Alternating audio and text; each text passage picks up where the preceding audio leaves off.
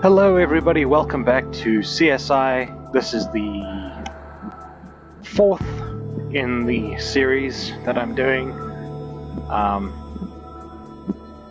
We're just gonna go straight into it. I've been having a blast replaying this after so long. I hope you guys are enjoying it as much as I am. Ready for some fresh air? Oh, there we go. We may have a body waiting for us in the desert. Oh, lovely. The caller was anonymous, but the directions were specific. GPS coordinates, no less. Since it's a remote crime scene, take the mobile analysis unit. It'll help you analyze the evidence quickly in the field. And you'll be working with Greg Sanders. Before you showed up, he was the new kid on the CSI block. His years of experience in the DNA lab have proven very useful in the field. Good luck.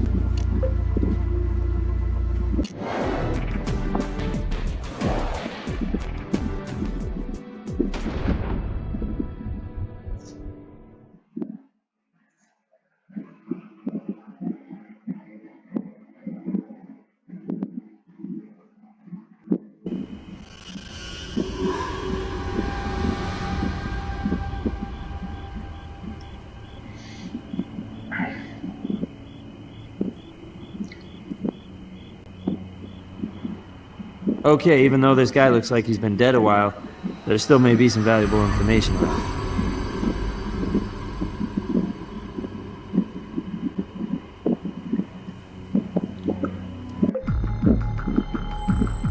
Whoa! Somebody beat us to this guy. Oh man. This isn't exactly a National Forest Service campsite. This spot's used by college kids who like partying in the great outdoors. Nobody checks your ID for a beer. I know this isn't your first time out, but Grissom will have my hide if we don't follow strict procedure. Which means, document the body first. Vic's face up on a sleeping bag. No sign he's been moved or of a struggle. Could this be death by natural causes? I don't know, you tell me.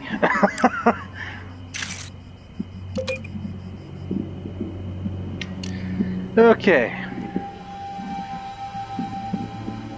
Slightly mummified with black discoloration. Strange.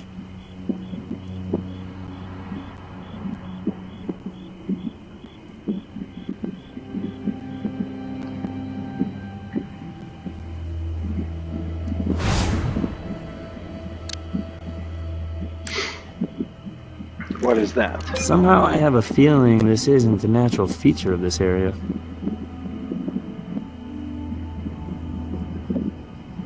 Okay, that'll probably go on the trace computer.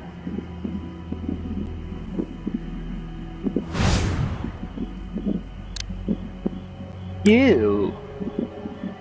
Blowfly larva. If you were wondering what it takes to make Grissom smile, this is it. Third stage of development. This means the body's been decomposing 5 days. Okay.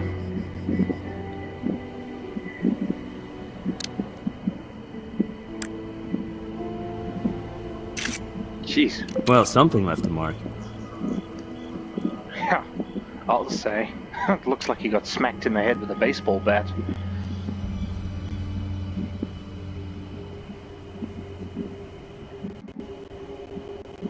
Ow.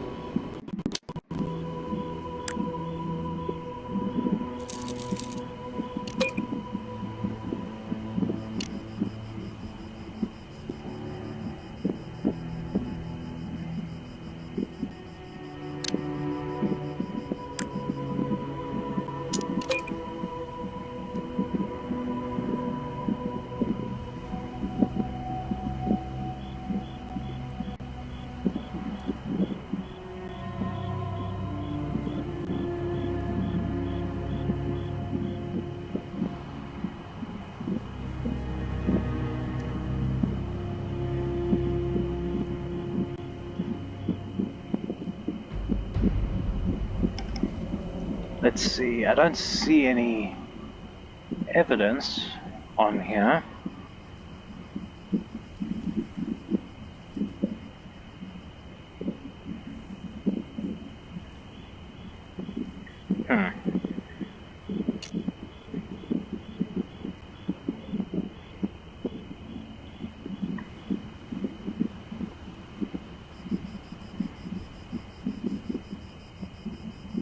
Way to be thorough. Looks like the area's clean.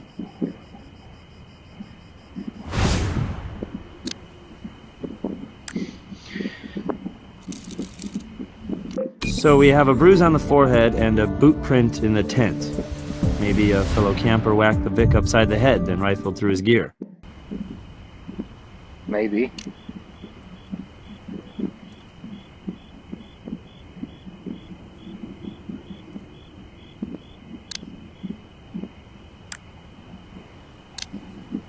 Well, what do we got? I haven't seen one of these in a while. An old school insulin bottle. Always nice to have a name written on a piece of evidence at a crime scene, huh?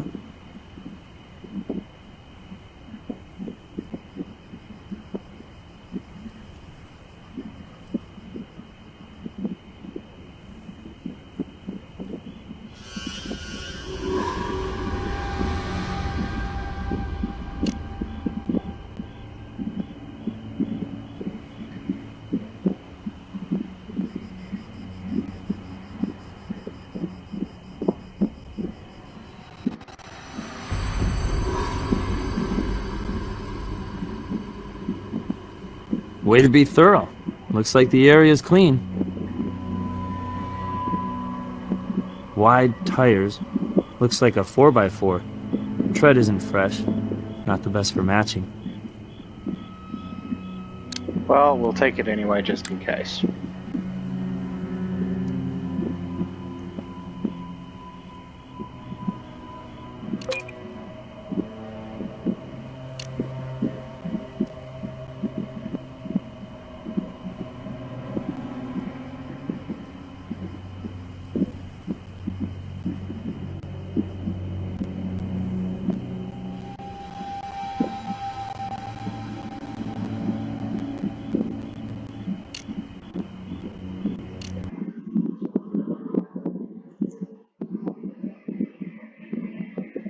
This is my first time using the mobile analysis unit in the field.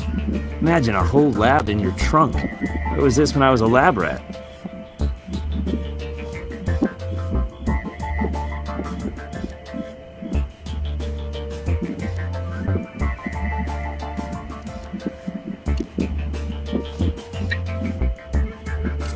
Let's have a look-see.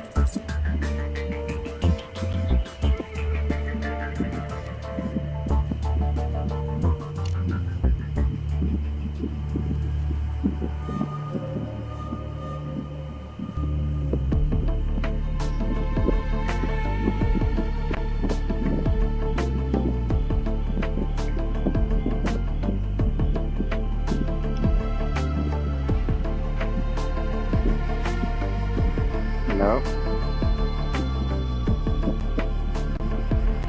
Ah, there we go.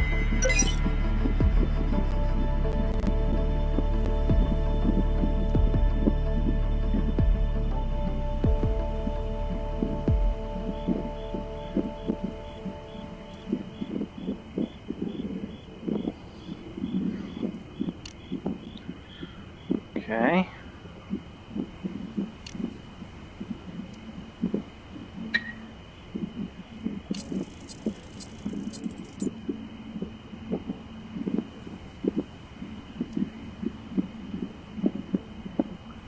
Obviously not. No. Huh. Woman's hiking boot, size 5. So a woman was out here with him at some point.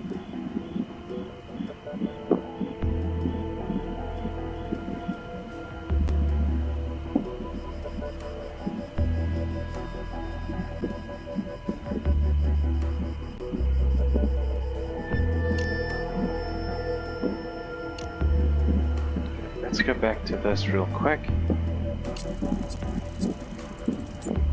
Because I don't like having grey tags here if I can avoid it.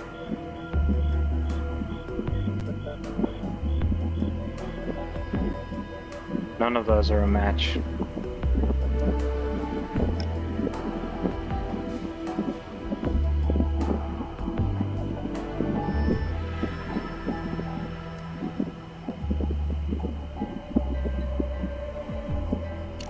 Okay.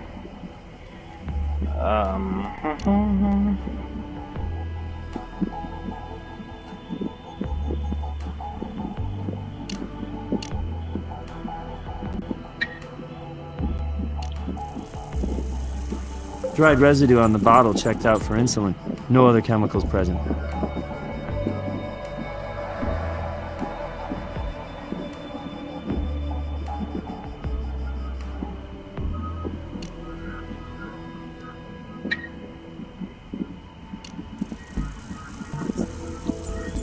Lipstick for sure. But do you know how many flavors are out there? Let me tell you. Thousands. Old lab story.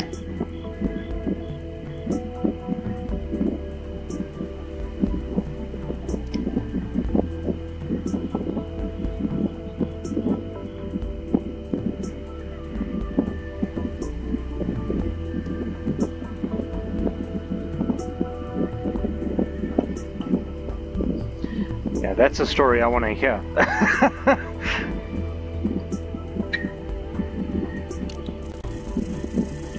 Insulin. Maybe Arvik was a diabetic. I think we've gathered all the time-sensitive materials we need. We can head back to HQ anytime you want.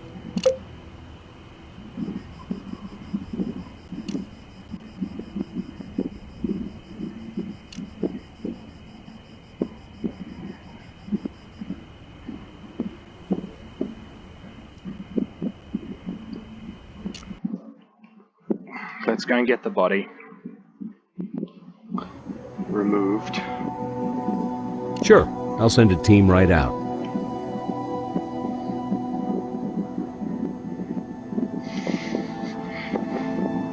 I can give you a decent seat in the ballpark, thanks to those blowfly larvae.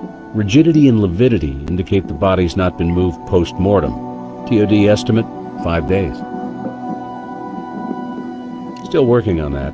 I found water in the lungs, so first glance suggests possible asphyxia from drowning. Don't quote me. Other parts of this autopsy don't add up. Another element that may or may not be important. Tox indicates levels of Jimson wheat tea. We checked his lower intestinal tract for seeds and came up with a garden of toxicity, levels of which you can verify in the lab. Okay. Not a factor. No broken skin, no brain hemorrhaging, or skull fractures. One thing though, the bruise discoloration was still forming, so the blunt force trauma occurred several hours before the time of death. Here's your reference prints and DNA.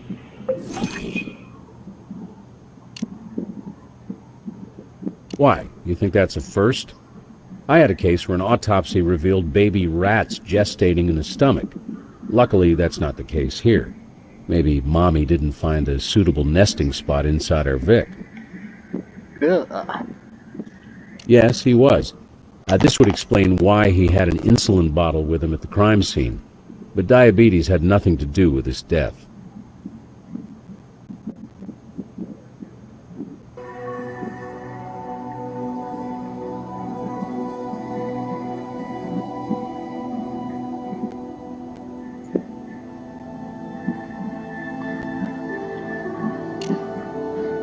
Okay. Now I just want to go back to the crime scene real quick. Now that he's out of the way.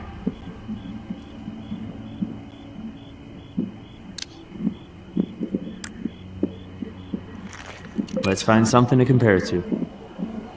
Okay.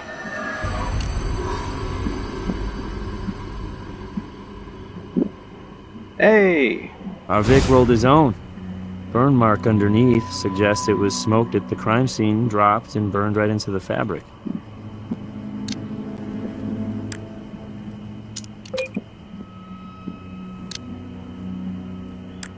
Something tells me that's not supposed to be there. Salt-like substance. How to get on here?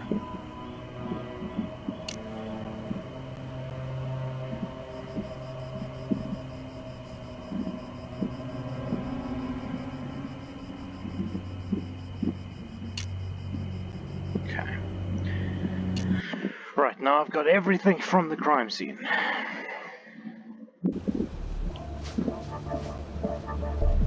Makes a nice change from the last case. Good grief.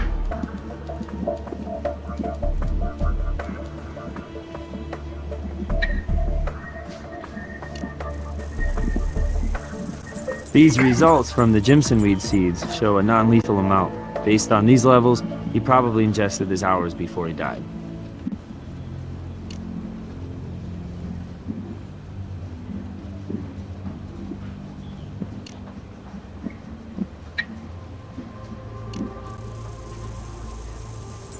Well, our mystery substance is not in the database, but it appears to have been mixed in with the tobacco. So either someone else did it, or the Vic did it himself. Could be an amp joint, as they say on the street. Tobacco mixed with a narcotic. Basuco, on the other hand, is street for cocaine paste residue, sprinkled on a cigarette like powdered sugar on a donut. Okay.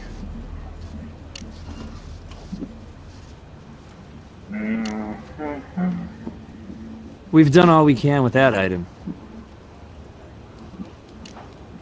Let's see. We've done all we can with that item. Really? Alright. To the computer. Fingerprints. Huh. Okay.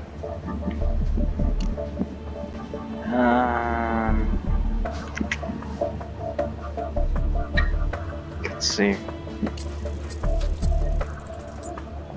Any matches? No. See, that one's similar, but not quite, which is kind of what irritates me. Okay, so we didn't have a match on fingerprints. What about on DNA? Will we get lucky?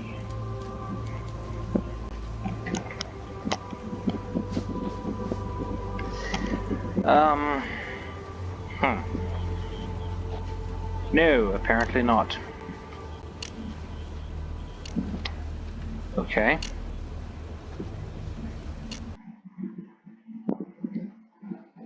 Let's see here. Trace the name on the prescription to a condo at 337 Fawn Road, Las Vegas. According to records, he lives there with his wife, one Carla Mitchell. Here's a surprise. Our victim has a local celebrity for a mother, real estate developer Emily Hansen. One and the same. Lives out of Charleston Hills, a gated community. She doesn't have my vote, but you don't need to bring that up. Yes. Well, let's go talk to the wife and see what happens.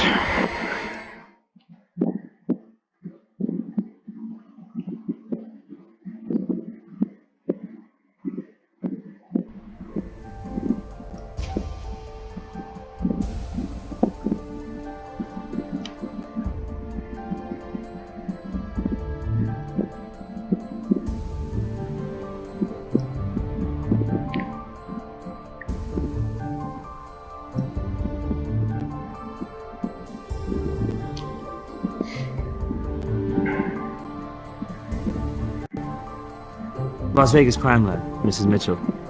We're sorry to have to bother you at a time like this, but I'm sure you understand it's necessary. Of course. But you'll have to forgive me if I'm a little out of focus. I haven't even begun to come to grips with Derek's death. Seems so unreal.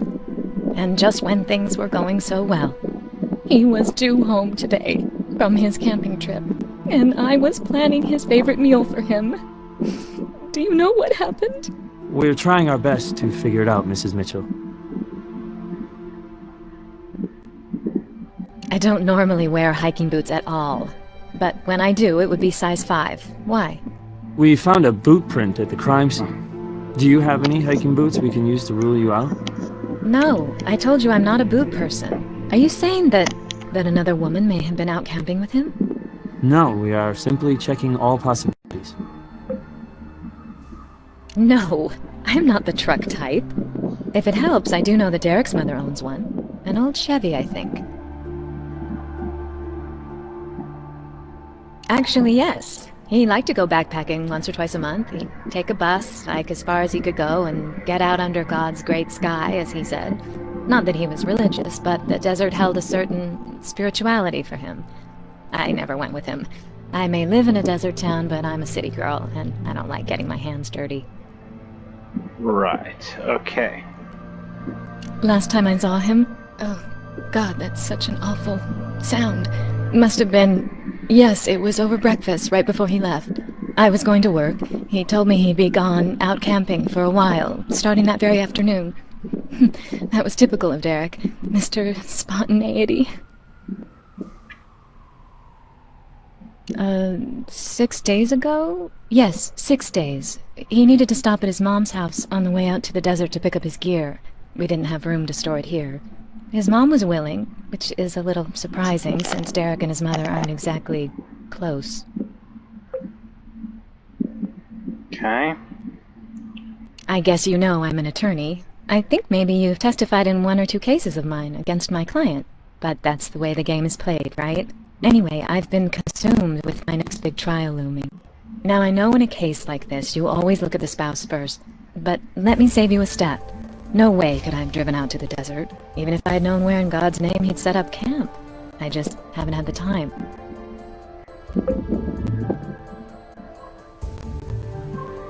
I'm wearing it right now, but my lips have natural color, so sometimes I wear a clear shade, and never red.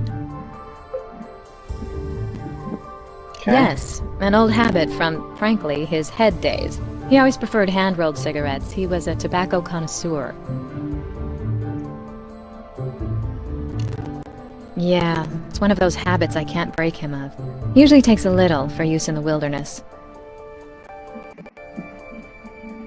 I hate to stand on legal formalities, but as much as I want you to find out what happened to Derek, I need to limit the chaos in my life. I'll have to insist on a warrant to show cause before I let you toss my house. I'm sorry. We understand. Derek was pretty easygoing, and I can't think of... No, wait, there is one person, though enemy is a little strong. You see, our contractor quit recently after he and Derek got into it. Name's Lou Astor, and he is one sleazy character. Frankly, much as I'd like to get our kitchen remodeling done, I'm glad that creep is out from underfoot. Where can we find this contractor? At Ravenson Construction. I even remember the address from paying his padded bills. 5311 Suffield Road.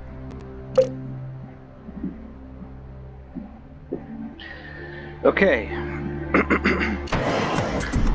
Now we gotta talk to Mom.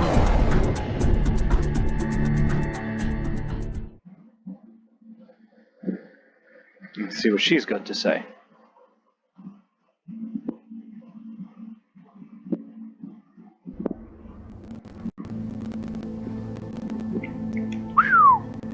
Nice pad.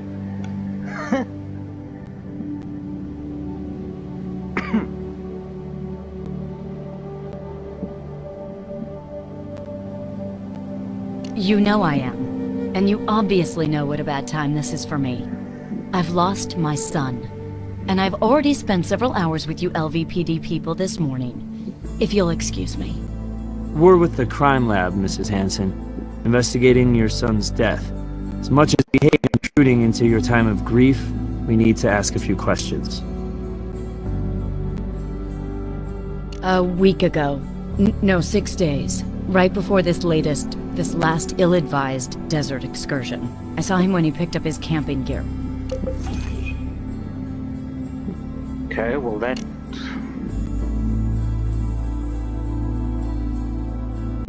Here at home working. I have an office here. Lou Astor was. He's a contractor who's done a lot of work for me over the years.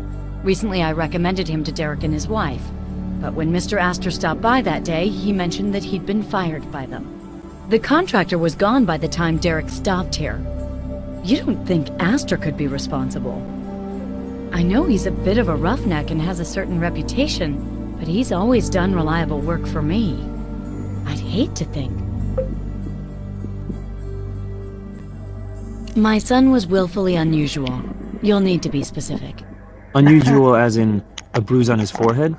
I noticed nothing of that nature. No injuries, no contusions. Although if Derek ended up that way, I can't say I'm surprised. Considering the poor judgment he showed, backpacking into that wasteland of lowlifes and druggies. Perhaps Derek felt at home among that trash. Drugs and parties were how he spent his college days. Never grew up, I'm afraid. You think I'm cruel? Cold? Assume what you like, but I'm a mother who lost her child long, long ago. A disaster area. My darling daughter-in-law, Carla, is a 14-carat tramp. Derek only married her because I disapproved. Sheer rebellion. Simply sheer rebellion. It's the safest bed in Las Vegas that little slut is sleeping around on my son. Ah. A truck? No, not anymore. I had a Chevy Blazer for some time, but sold it recently. Just 3 weeks ago. Just to eliminate you. I'm sure you expect me to cooperate fully in your efforts to find out what happened to my son. And I do commend your public service. But as you may know, I'm a candidate for public office myself, and I intend not to be embarrassed. You will follow the rules. It will take a warrant to get my fingerprints or to search my house. And now, if there's nothing else, please leave me to my thoughts and my sorrow. That I will gladly bestow you. Take it and go. In the first place, my son and I had no financial difficulties. Our conflicts were philosophical. In the second place, that doesn't even sound like me. I would hardly threaten my own son. And even if I had, would I do so in such a cryptic fashion? Okay. Well, let's go and take a look at the,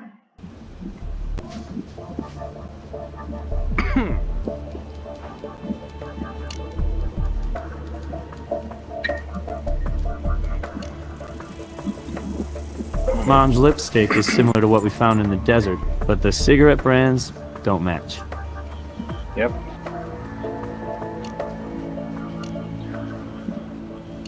Well, that doesn't really eliminate Mom, but okay.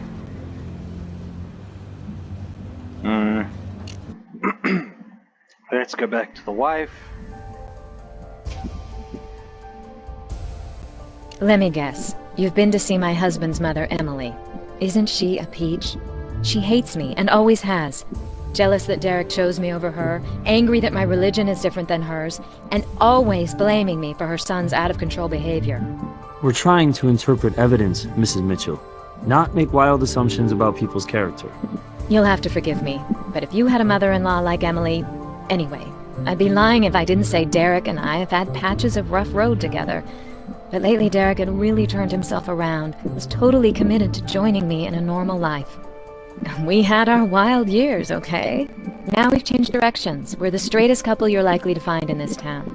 Along those lines, we took out an insurance policy, $500,000 each. Derek's trust fund has gotten whittled away, and if we were going to start a family, we wanted that security, for the kids we hope to have. If you want to consider that suspicious, well, fine. But I want to be straight with you. Derek would want me to be straight with you. Okay. Let's go to the contractor's place. It's usually strangers that can give you sort of an unbiased look at things. Usually, but not always.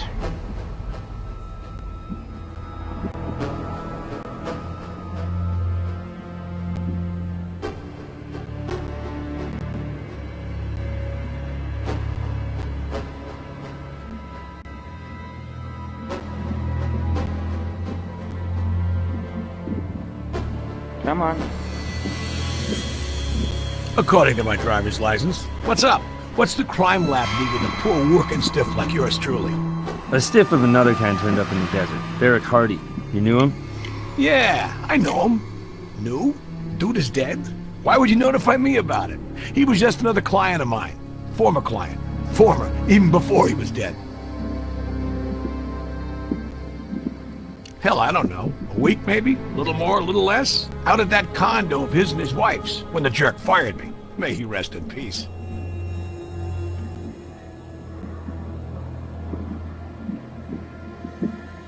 God, where was I 5 minutes ago? Hell, let me think. Must have been working at Emily's, yeah. She's all right. Ball breaker, but fair. That was days I worked. Nights, I was hanging at the ballpark. Yeah, minor league park, watching my nephew play. In the company of friends and family, I should add. A lot of friends and family. I don't think so. I got rights here, and I'm not crazy about the direction this is going. Mind if we look around? Or do you intend to be strictly uncooperative? That's a direction we aren't crazy about. Look, I don't want to stand in the way of nothing. Have at it. But the shop floor only, huh? Stay the hell out of my office. That's private. I don't let nobody in there. Man, you make it sound serious. It was just this minor beef with him. Matter of fact, it was his wife who told me to stop working on their kitchen and get my stuff out. You know, typical contractor clients. Always thinking you're overcharging and taking too long. Otherwise, that wife is all right. Easy on the eyes, too. And always ready with a lemonade or something for a hard-working man. Now, Mom, old Emily, good as she's been to me, I gotta say, she and her son, no love lost there. I mean, those two are at each other's throats. And Mommy? Whoa, that old girl is dangerous. Much as I hate to lose a good client, you ought to give her a kind of hard look. You know what I mean? One thing, I overheard her talking to baby boy on the phone. Seems Derek had come into some serious trust fund money after his father passed. And at some point, Sonny boy promised Mommy Dearest he'd kick in on her campaign. Only he reneged. No, I'm a contractor who rides a bike with training wheels. What kind of detectives are you? Yes, I drive a truck. Professional grade. Dually. Not only did I not write it, I never seen it before. Would you mind giving us a writing sample so we can exclude you? I already told you I never seen it. What part of I got my rights don't you people understand?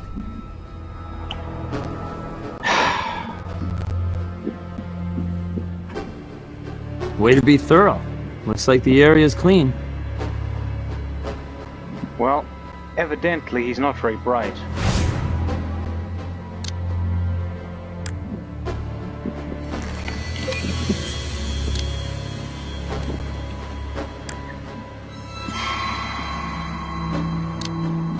Okay.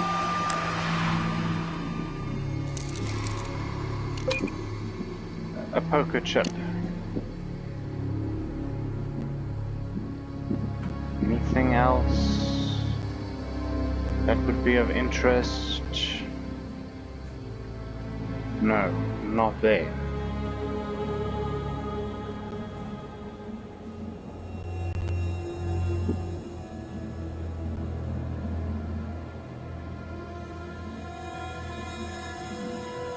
What am I looking for?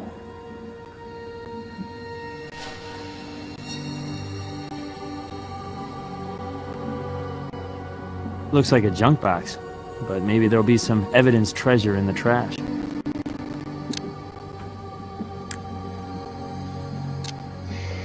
Here's a bottle of something.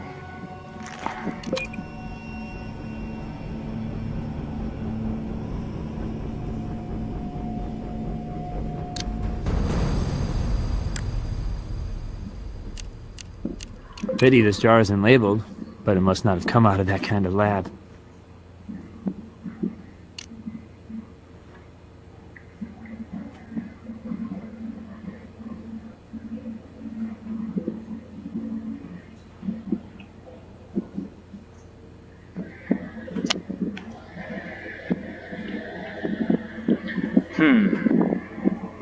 Let's see, what else?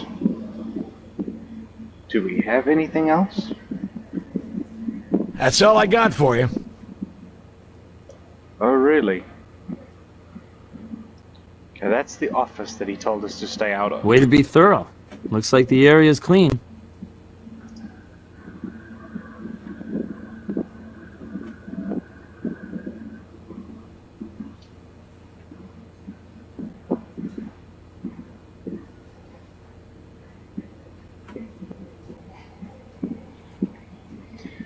Okay, so it looks like this is pretty much all you're gonna get at this point from this guy. Let's go and process it so long and see what we find. But I can't say I'm gonna be overly optimistic.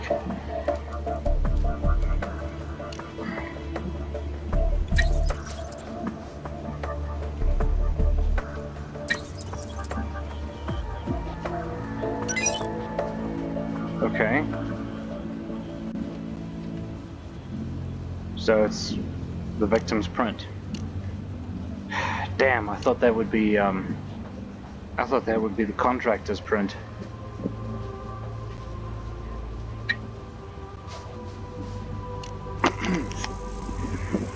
Well, unidentified or not, this is the same substance as the one found in the tobacco. If Astor had access to this substance and found it in the Vic's tobacco, it's possible that the contractor did the mixing, even if the Vic himself did the rolling. We gotta find out what this stuff is. Okay. Now we go back to the wife. Maybe she knows what this stuff is. I told you all I can. Okay.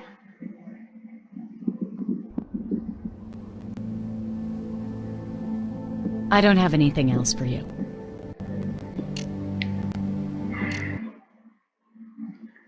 Well, about him. You say you found his prints on a poker chip. I got no idea. Far as I remember, the guy was never here. Maybe those chips were in a box of stuff from his condo that I took after I got fired. Just some stuff of his that got accidentally mixed in with mine. Yeah, right.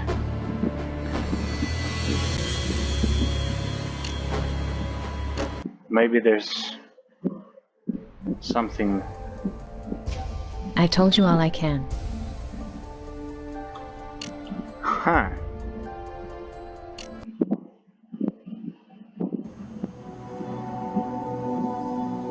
Until we know what it is, I won't be able to say. We can't test for something without knowing what it is. Strong possibility. Cocaine and crack cocaine overdoses cause seizures, high blood pressure, or increased heart rate. If you don't die immediately from those, within 3 days you're at risk for a heart attack or stroke.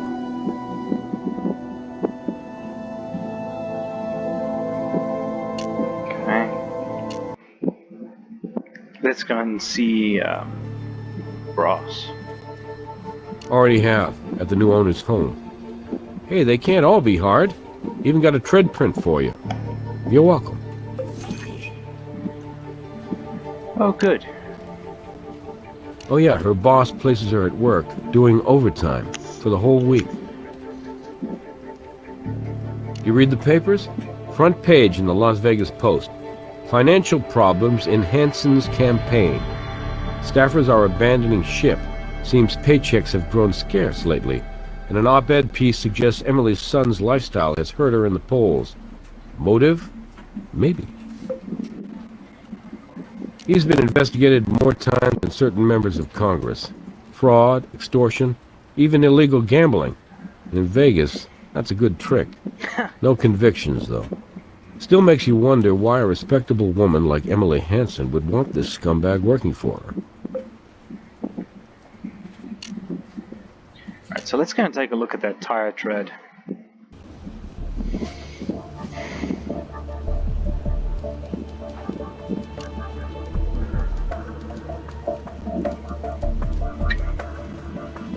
We're just gonna take the...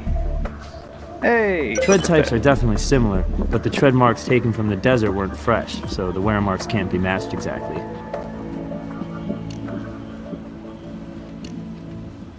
Okay, so do we have anything else here? We've done all we can with that item. And I think We've it's the done all we same. can with that Yeah. item. Okay. Well... Thank there we go. God someone in the Vegas media is finally telling the truth about that witch. She nagged and nagged about him contributing to her campaign coffers. Okay. So that's that.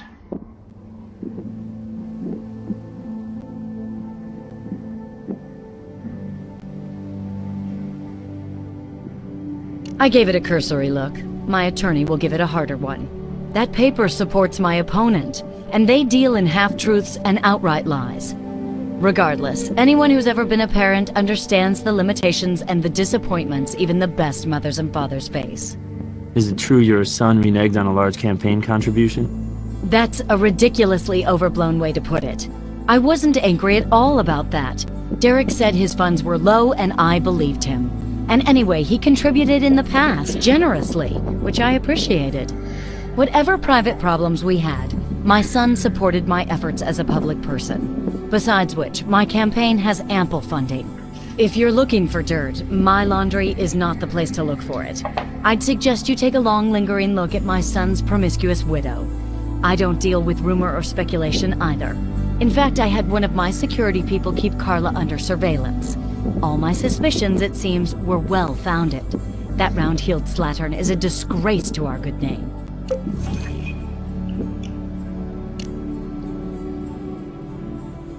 I'm not sure this proves it, but I have this dated receipt from an estimate. Don't mind my doodles in the margins.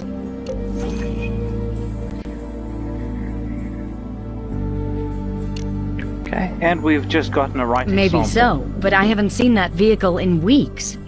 Do you really think I drove out into the middle of the desert to find and kill my own son? What kind of monster do you take me for?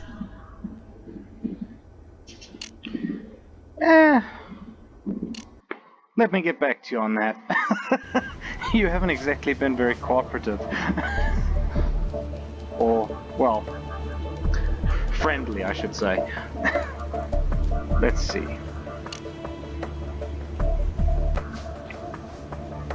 So we need this. And That'll go on the trace analysis computer.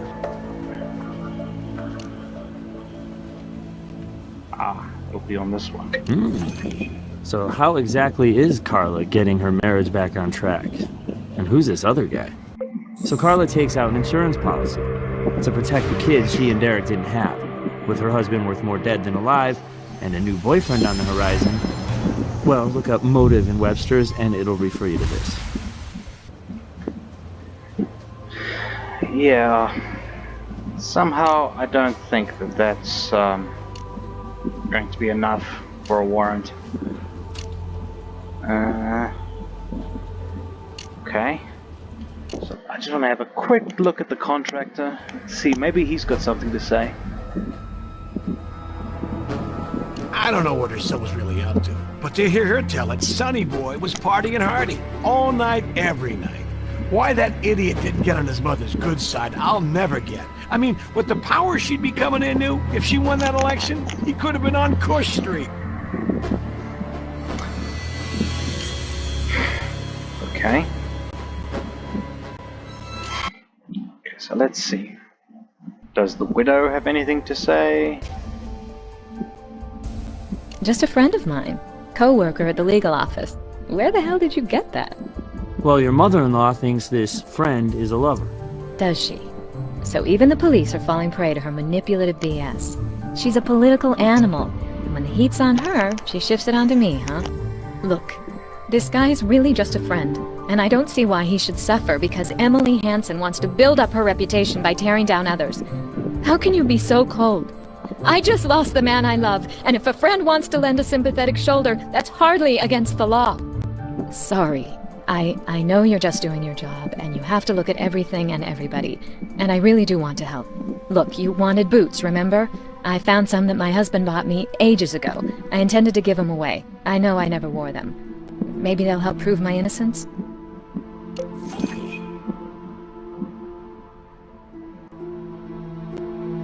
Nope. That way around. Come on.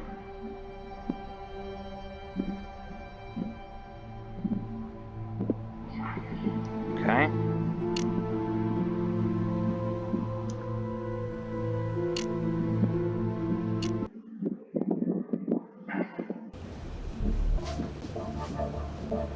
Right. Oh, we still have the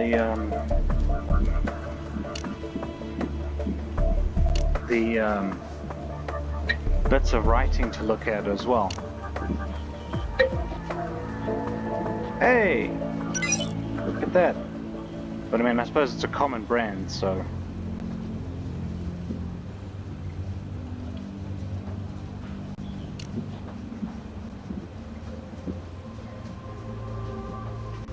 hmm.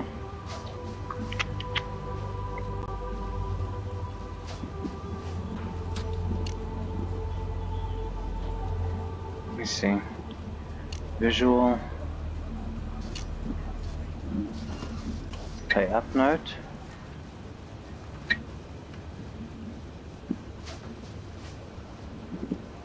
Huh.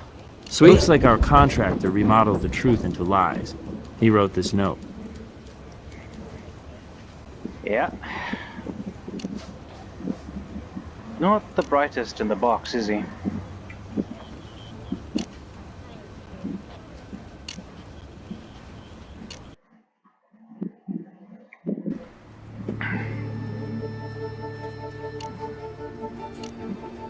Chemical in the tobacco matches that stuff Astor had in his shop. Let's see what else he's constructing in there. This warrant is good for anything chemically related, as well as any signs of Derek. Oh. I'm guessing he's not gonna like this. Hell, this is a place of business. Are you gonna cost me money? What the hell kind of grounds do you have anyway to come intruding like this?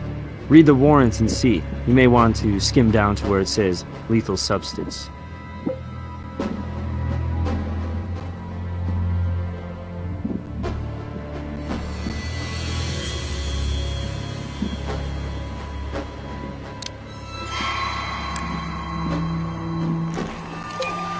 Torn up papers. I wonder what that means.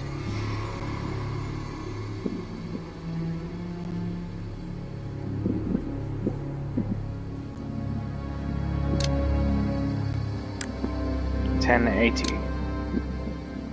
'Tis a poison, dear Liza. Sodium monofluoroacetate, also known as compound 1080. Wouldn't want to pop my popcorn in here.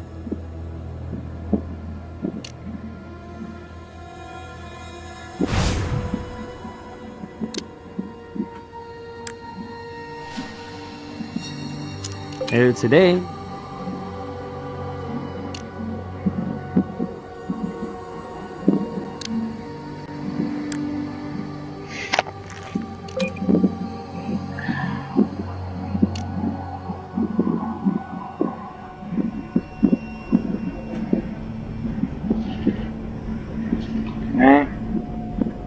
No. Okay, so it isn't searched yet.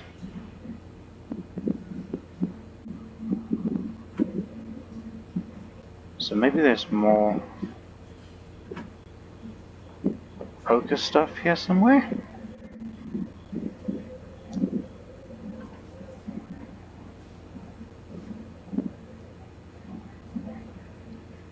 Or maybe I'm just not looking at the right place. And there's a fingerprint somewhere that I'm...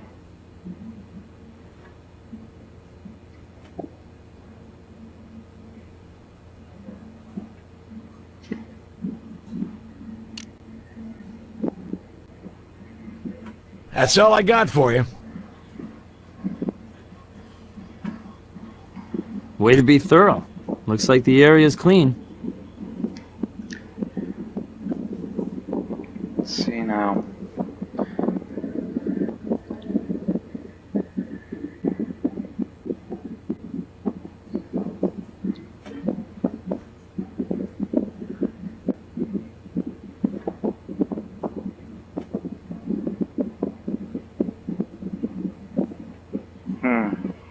Okay. So...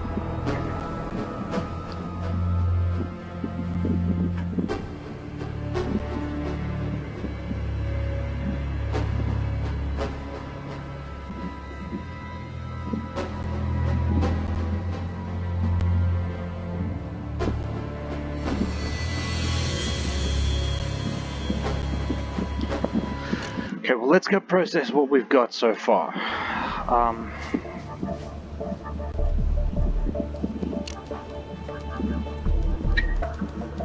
Start with that. Odorless, tasteless, poisonous. Lethal dose is only 1/100th of an ounce. Possible murder weapon, but let's not get cocky till Doc Robbins has his say.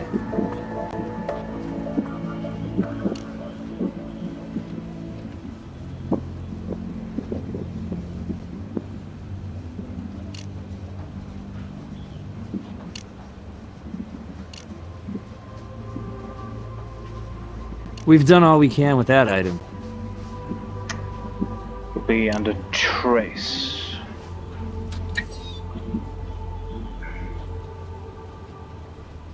And the victim's DNA. Derek's hair on the Ding. broken rake handle. I don't think it got there while Derek was raking leaves. Not in Vegas, anyway.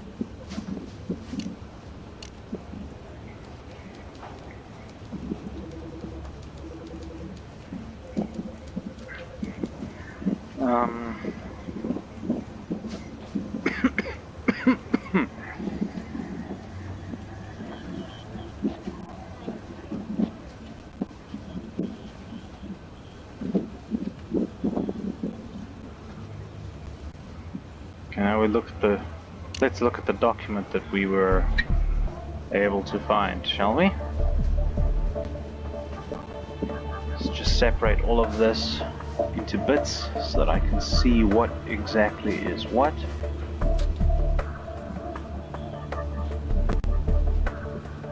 Okay.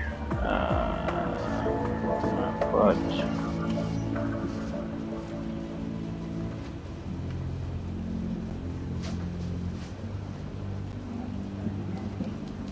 nope.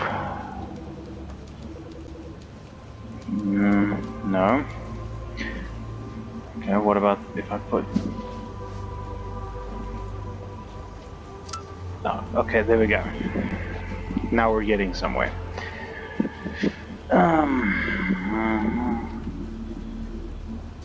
Like that.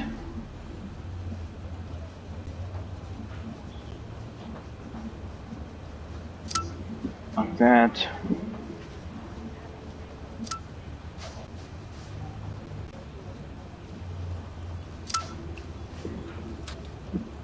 It looks like a scorecard or something.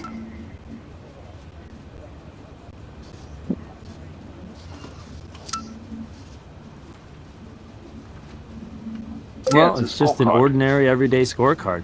It's illegal gambling, high-stakes poker, the kind of pot that makes a CSI's yearly salary look like nickel dime. So let's have a quick chat with Robbins and Yes, shape of the wound, nature of the blunt instrument, Vic's hair. This rake handle is consistent with a head wound. Now I know what we're dealing with. I can safely say cause of death is poisoning by sodium monofluoroacetate, compound 1080, a rare and interesting poison. The toxic effects of SFMA usually happen within minutes of ingestion and result from a conversion of non-toxic fluoroacetate ions to toxic fluorocitric acid, which then blocks the Krebs cycle, affecting the central nervous system and heart. Typically, please. death results from ventricular tachycardia or heart fibrillation. Layman's terms, ventricles of the heart start beating so rapidly as to prevent the pumping of blood. In some cases, death could be from respiratory failure caused by pulmonary edema. This essentially fills the lungs with water. Grissom wants you in the lab now that COD's been determined. Okay.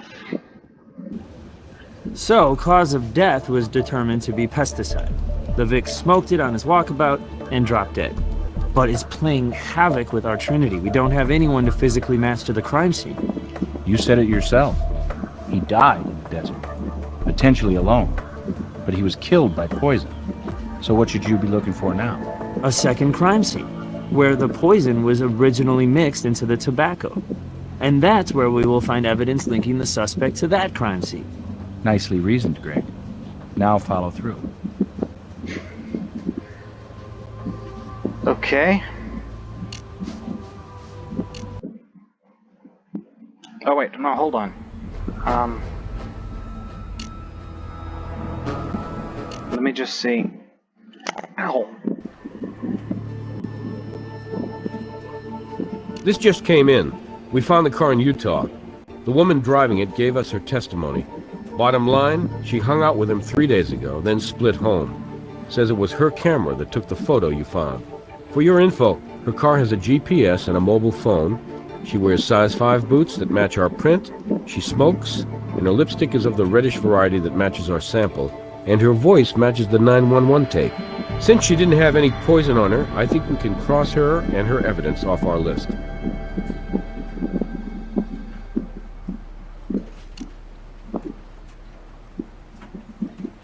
Wait, hold on. I first want to see that the warrant is actually available, because otherwise I'm going to...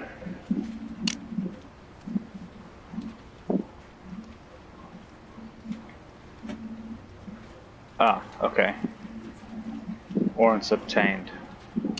So, let's have a quick... Is Lou Astor a contractor or an exterminator? Guy's got enough pesticide to wipe out a city block, and his tools have traces of our Vic on them. Let's bring Mr. Astor in and see what he can build for us this time.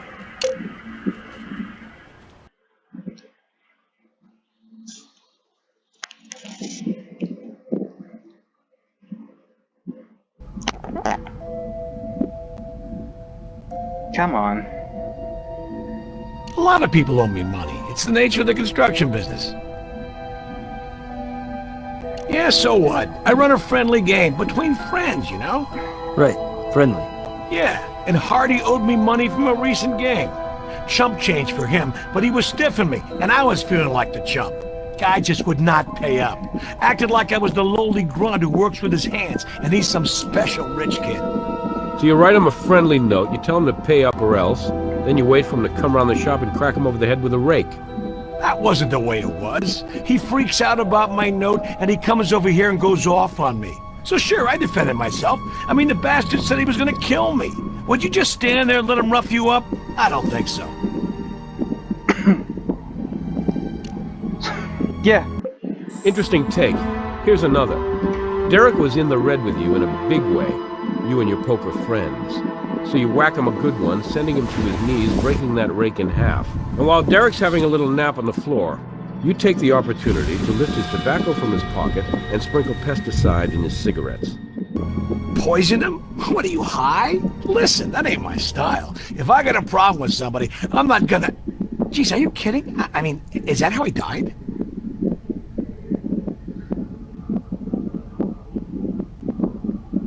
And we found it in Derek's tobacco, too. Hey, in my business, pesticide is part of the program. Let me tell you, I am beyond careful with that stuff. It's as deadly as a heart attack, and I keep it under lock and key in the office. I even wear gloves when I handle it. Careful precautions, like leaving an open jar in your shop. Please! I must have misplaced the lid when I used it up. Frickin' jar was empty anyway. No harm done. Listen, I didn't care much for the dude, but I didn't kill him. You'd have to check my records to know for sure. I mean, I've used it a lot. A few months back, Emily Hansen said... What was it she said? Oh yeah, she said, I have some pests that need taking care of. I brought it over there, but I think I spooked her some when I told her the care she needed to take around that deadly crap. Okay.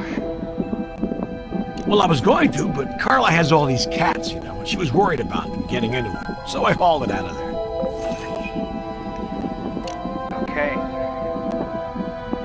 It makes things relatively simple.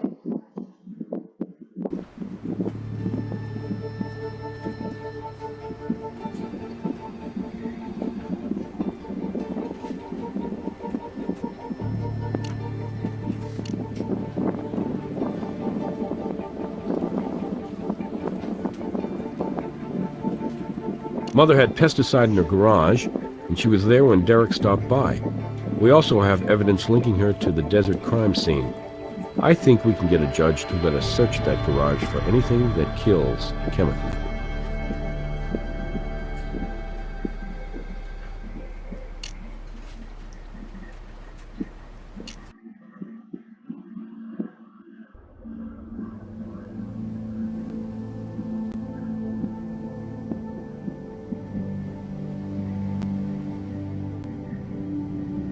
Here at the house all day. Mr. Astor, my contractor, stopped by briefly, then left.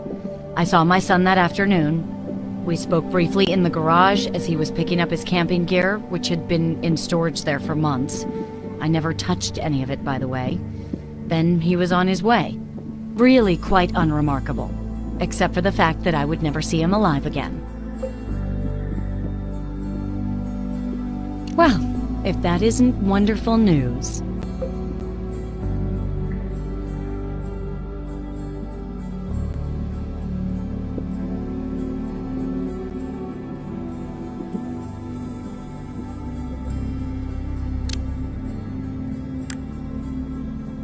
Let's see. Memos to her campaign manager. I hate paperwork. Looks like they talk about her son, though.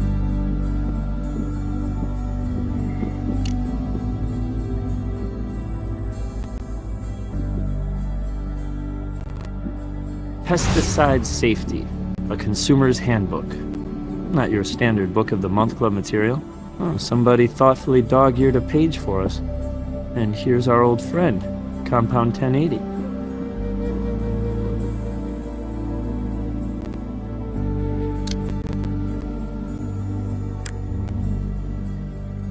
No, it'll be... I did it again.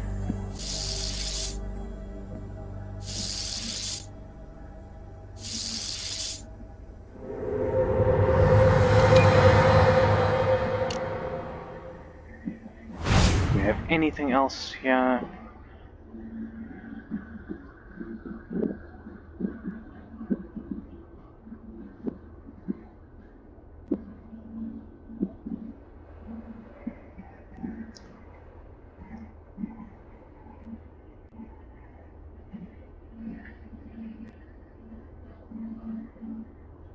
This must be where Derek stowed his camping gear.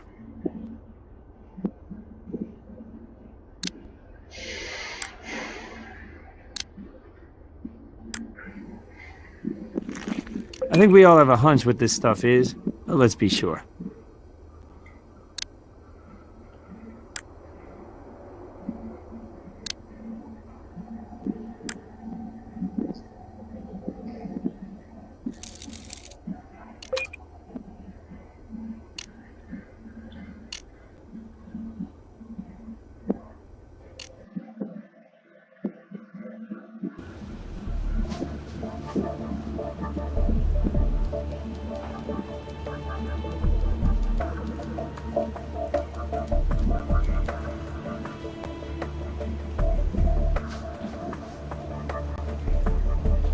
Hang on a second. I just want to go and see. I think I might have missed something.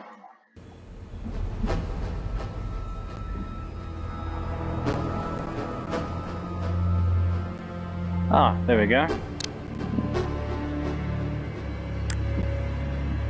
Good grief.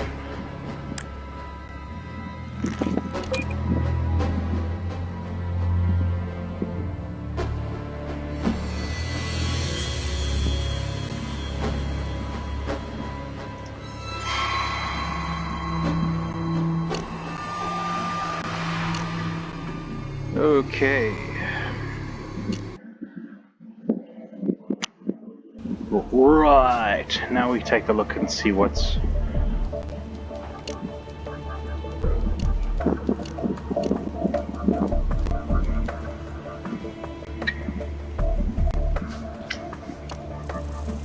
Jar of powder. Derek's mom definitely had access to the pesticide in her garage, and she could easily have doctored his tobacco when he stopped by.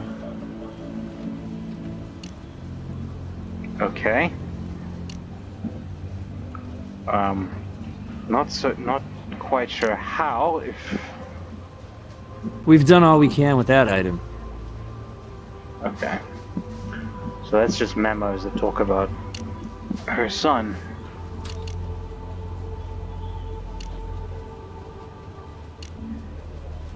Ah.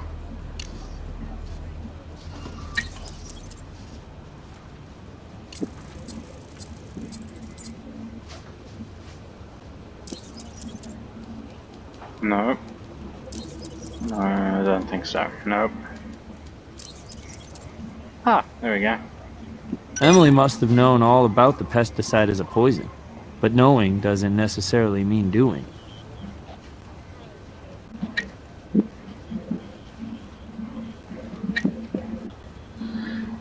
Okay.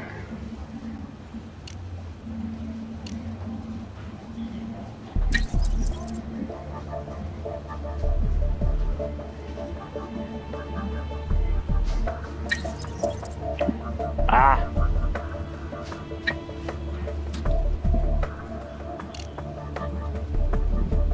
Really? Fingerprint on the jaw.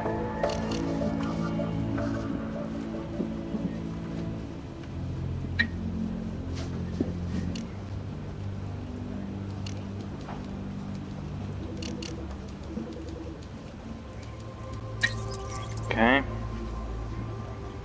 Victim's prints. No. Okay, so it's not a match to what we've got.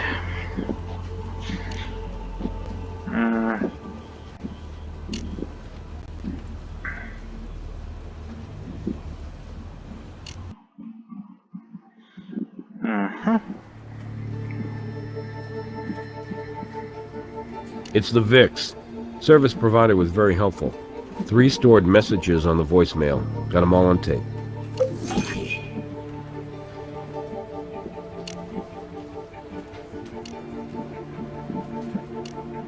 Mama has a book on pesticides, as well as the killer powder in her house when her son stopped by.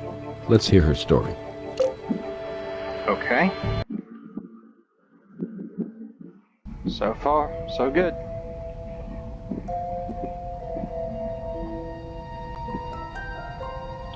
Huh. Let's start off by... Let's actually go and listen to those recordings first, before I do anything, because otherwise I'm gonna look like a royal idiot.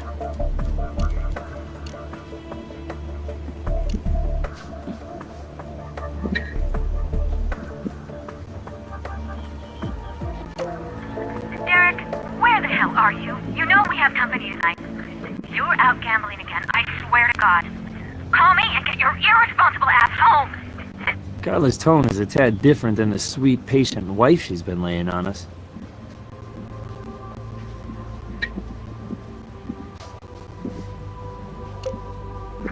Well, Derek, I certainly raised a class act for a son. Hanging up on his own mother. Lovely. You know what the problem is? I spoiled you when tough love was called for. And if you don't honor your financial commitment to my campaign, my darling boy, I will show you just how tough a mother's love can be. Do I make myself clear?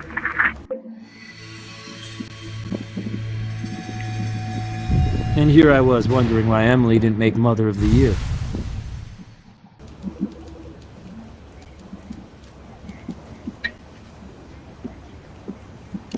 Ow. What am I doing? I'm clicking the wrong button. Hey, handsome. Thanks for the nice long talk last night. Anytime you're in the mood for a stimulating conversation, I guess you know the number. And if a private show is on your mind, you know where to find your shining star.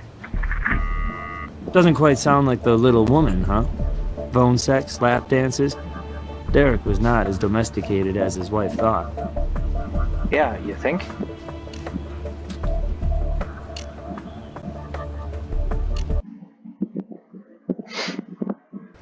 Now that we've actually listened to the recordings,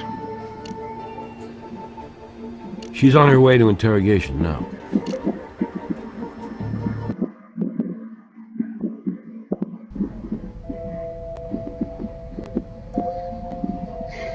So I left a harsh message for my wayward son. And that leads you to think I committed filicide? You're a confident woman, Mrs. Hanson. Maybe you thought you'd never be found out. And the papers are already saying you're winning the sympathy of the voters. Kill my own child to improve my position in the polls. Does that strike you as an effective way to attract votes? He had pledged financial support, and when he changed his mind, I had to let key staffers go and expose my financial weakness to the media. But since then, we've regained our footing, and we'll do fine without his help. $100,000. If that sounds like a murder motive to you, tell me how I gain from my son's death. My sweet daughter-in-law, however, stands to pick up a cool $500,000. I saw a copy of the policy. We share an insurance agent. Why wouldn't I if I planned to have that vile substance around? My garage was rat-infested and I meant to do something about it. Is killing rats a crime in Las Vegas? No, unless the rat was a big one, named Derek, who had come around to pick up his camping gear. You knew he was coming over. So you manipulated your contractor friend Astor to bring you some pesticide. While Derek is distracted, you poison his tobacco. A dose perfect for seeing to it his desert camping expedition is his last.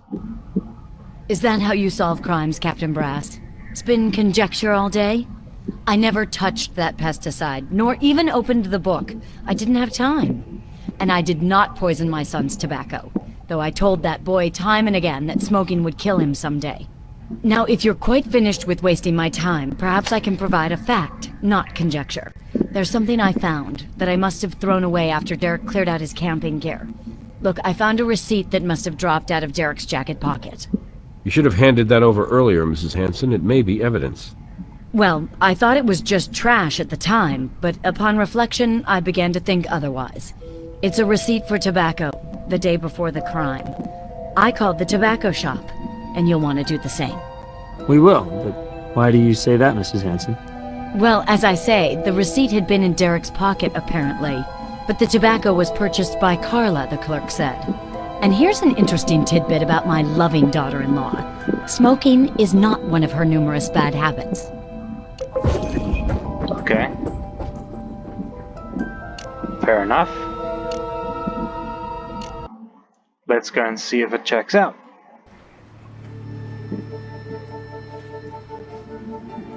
Yeah, I had a long talk with the clerk who knew Carla all the way from Catholic school. He also told me that Carla bought the tobacco the day before her husband left for the campout. Okay. We know there was pesticide at the condo. We know Carla bought tobacco, and we know she's being friendly with others. Did Carla spike her husband's tobacco in his own house? You now have a search warrant for evidence to answer that question. Okay, here we go.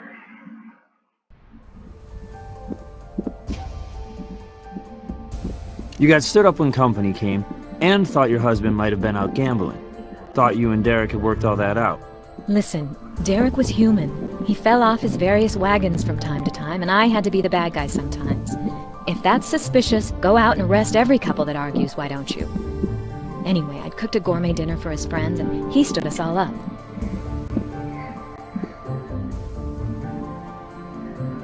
Oh dear. Well, that's good, isn't it? I mean, it's progress at least. Please tell me he didn't suffer. He did suffer, but it wasn't prolonged. There was a highly toxic pesticide in his tobacco. He smoked it and died of the poison. Poison? My God, that's terrible. My baby, my poor, poor baby.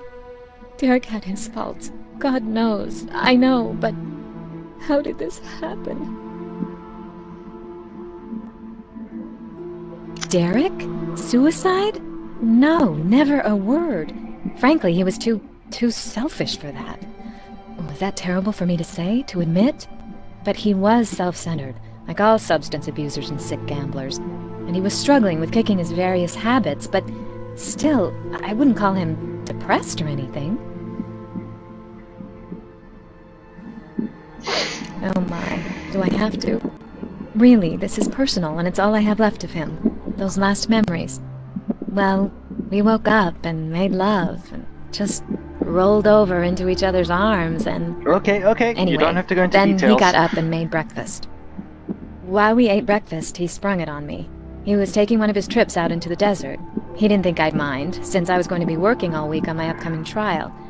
Around then, Lou Astor, that jerk contractor, dropped by to pick up his materials, and Derek got into it with him. He was still in the kitchen, cleaning up after breakfast, when I left for work, and that was the last time I saw him. An image I'll treasure, because for all his faults and selfishness, there was that thoughtful side. Okay. I'm not really sure. He said he was planning to use this virulent pesticide, and I said, like hell you are. I didn't want my cats using up their 9 lives. Did you happen to see where he kept it? No, as I say, I can't be sure if it even was here. Are we talking an aerosol spray can, like bug killer? Might have been in the kitchen, under the sink, or under the counter. Frankly, he cluttered our kitchen up something fierce. I was happy when he finally came and hauled that junk out. What a mess. Maybe. I really have no idea.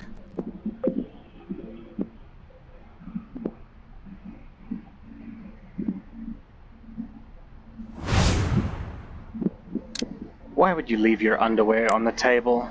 Really? Okay. That's Derek's been gone for a week. How often do they do the laundry around here? Uh-huh.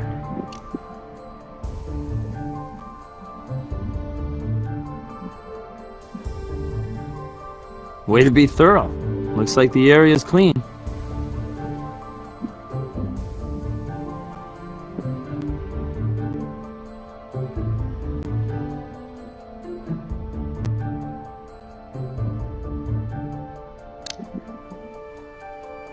Flashlight.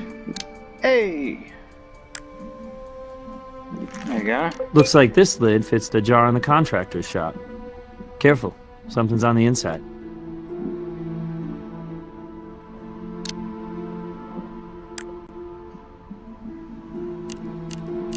Smells like tobacco. You're not supposed to sniff it, you...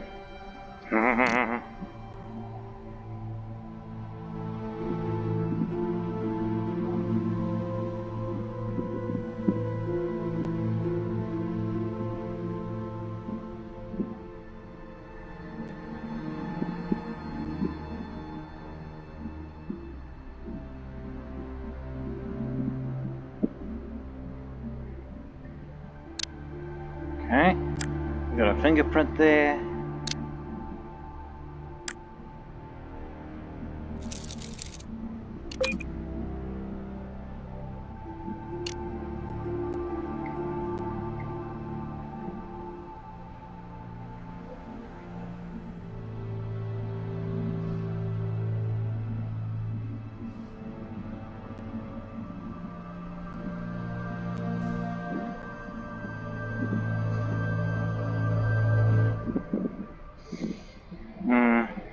Is that everything? No, it isn't. There's still stuff to find.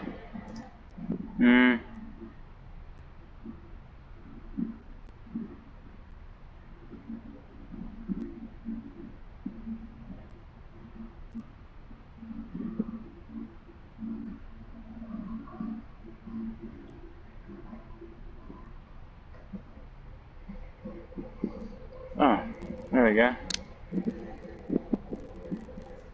For a second I thought... Not quite. Something similar. The magnetic powder? No. I thought that in You'll want a different tool for that. Really?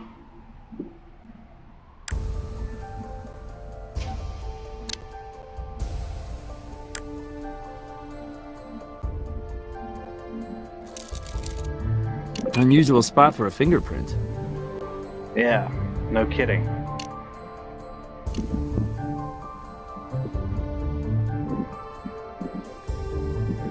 I told you all I can. Okay.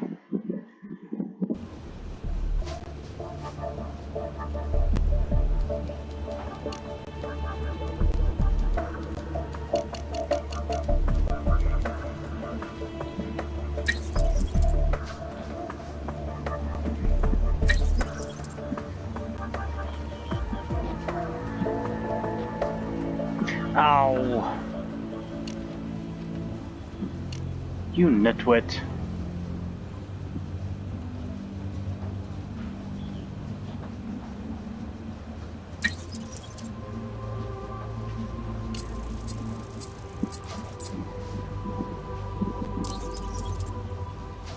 No.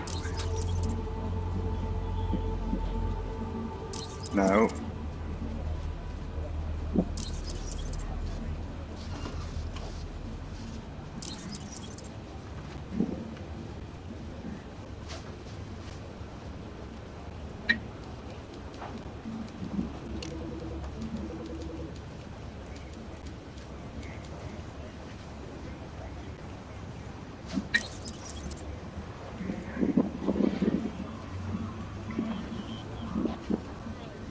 I don't think that's from...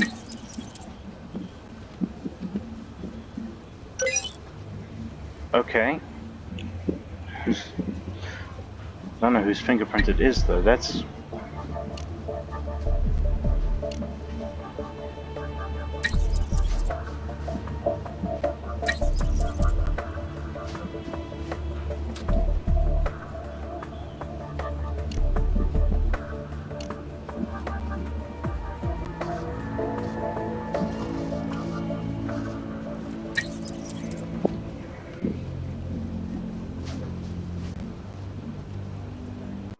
Wait, hold on.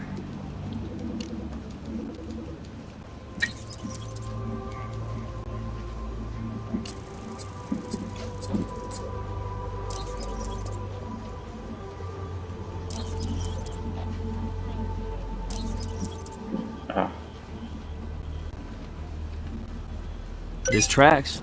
We know Lou brought some of the rodenticide over to Emily's house. That's fine. Okay, now. Can we please tell me that we have this person on a record as well?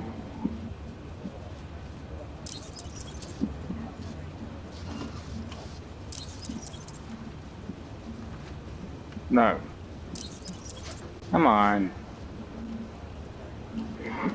Really?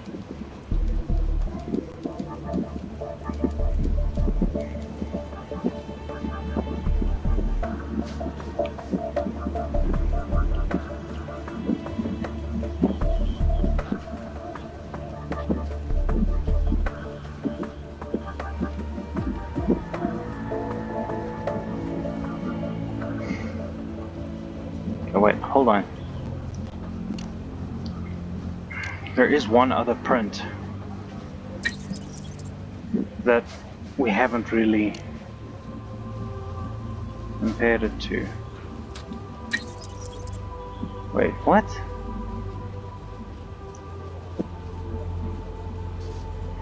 Fingerprint from the book.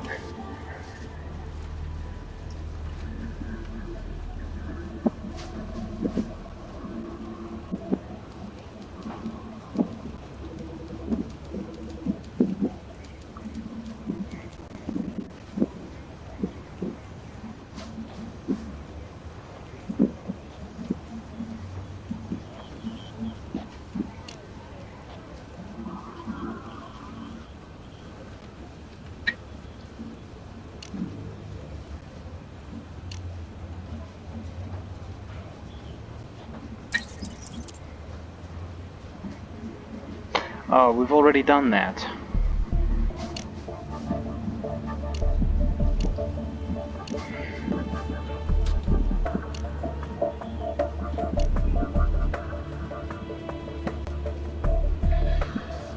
Okay, trace.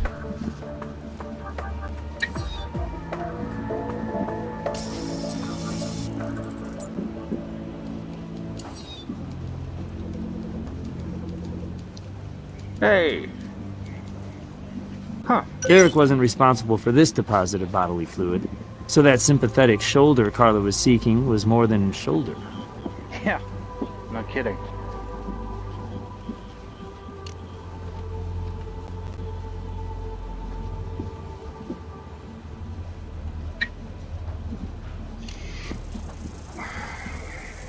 They say tobacco kills. Sure does. Especially with the pesticide blend. So, poison was mixed inside the lid at the condo. Derek and Carla were having their last breakfast together, and Lou, the friendly contractor, stopped by. Man, any one of them could have done it.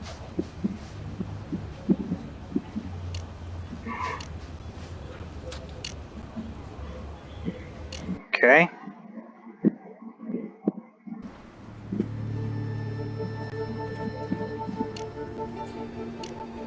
The Vic's wife bought tobacco. You found pesticide mixed in tobacco in her kitchen, which is a perfect recipe for bringing her in.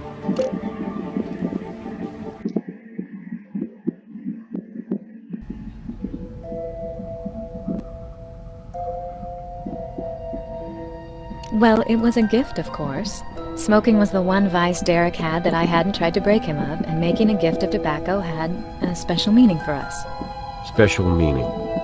And you especially made sure he had to take it with him out in the desert. I really have no idea what you're getting at. My husband liked to roll his own cigarettes. I gave him some tobacco as a gift. Same unique blend that killed your husband. Well, that is odd, I admit. And as I say, he rolled his own cigarettes. Wouldn't he have noticed if someone mixed something toxic in? This was odorless, tasteless, and worth a shot, with $500,000 payday waiting for the loving wife. Spare me your sarcasm, Captain. I already told you, that money means nothing to me. I earn my own considerable income as an attorney. Wasn't I the one who told you about the policy and warned you it would look suspicious? I didn't touch any jar, and I have no idea how pesticide might have gotten in my husband's tobacco. Why don't you ask that jackass Astor? It was his pesticide, wasn't it? Hell, it was his jar! Just like I said before, he got up and made us breakfast. You don't think he could have poisoned himself, do you? Well, he seemed happy. Then we were eating, and the contractor stopped by to get his junk out of our kitchen. We just left him alone. Neither of us wanted to talk to him. Wait, the contractor was in our kitchen. He could have poisoned him right behind our backs. God, I can't believe it. Do what you have to. Anything to help eliminate me so you can go after the real killer. You can't play the loyal wife who had just turned her wayward husband around when this tragedy happened. Not when the semen stains we found don't belong to your late husband. I was going to end it. The affair, I mean. It started before Derek turned his life around, during a time when I felt very, very alone. And even when Derek and I started crawling back up out of the hole our marriage had become, my friend, as you put it, was there for me, supporting me. I'm not the only woman with 2 men in her life that she cares about.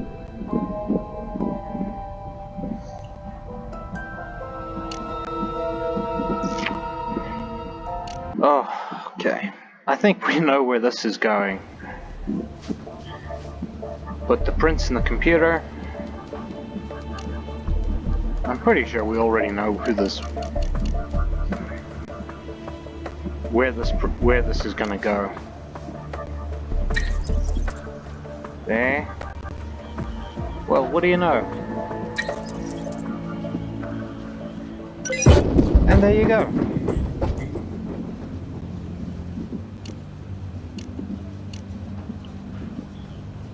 That was simple enough.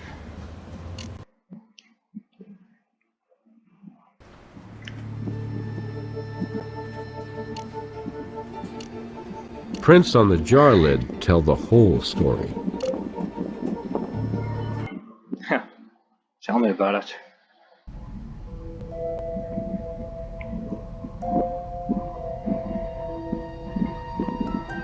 You're wrong. I loved my husband. You're wasting time going down the wrong road. My theory is that ball-breaking mother of his is in on it with Astor. Well, it wasn't Mom's prints on the jar lid. It was yours. And she didn't buy the tobacco. You did. Just like she didn't mix the poison. You didn't find out at the last second about your husband's camping trip. You knew in advance, which is why you bought the tobacco the day before, giving you plenty of time to mix it with pesticide, and send him off to the desert to die. But you dropped the lid and couldn't get to it. So, to throw off suspicion, you called contractor Lou Astor and had him collect his materials and haul them away before your husband left. You want a confession? You're not going to get one. I'm an attorney and I know my rights. And incidentally, I'm innocent. I didn't need the money, and I loved him despite his faults. Maybe at one time, and whether you needed his money or not, what wife could sit there while her husband gambled away a trust fund? Here he is married to a beautiful woman like you, and he throws his money away on strippers. But Mrs. Mitchell, Carla, why not just divorce the guy? I'm not saying another word. Didn't you know, Greg? Carla's a Catholic, and divorce is a sin. Anyway, a divorce settlement wouldn't have meant squat with that trust fund whittled away. But $500,000 in life insurance could make up for a lot of indignities. I'll see you in court. You'll love it. I'll defend myself. Perfect. That's a very Like bad the old idea. saying goes, you'll have a fool for a client. The tragedy of marriage, a wag once said, is that all women marry thinking their man will change, and all men marry believing their wives will never change. And both are wrong. For Carla Mitchell, marriage was built on trust. A trust fund, that is. When she saw it melt away, she sought a new policy. Life insurance. Her poison of choice was tasteless and odorless, but not invisible. To the eyes of science, at least. You did well. Let's evaluate your performance. You investigated every possible angle on this case. Doesn't happen often, but I'm very impressed. Okay, so we've got one more case to go, and then 3 Dimensions of Murder is done, guys. Hope you guys have been enjoying this series so far. I will see you for the next case very soon. Take care.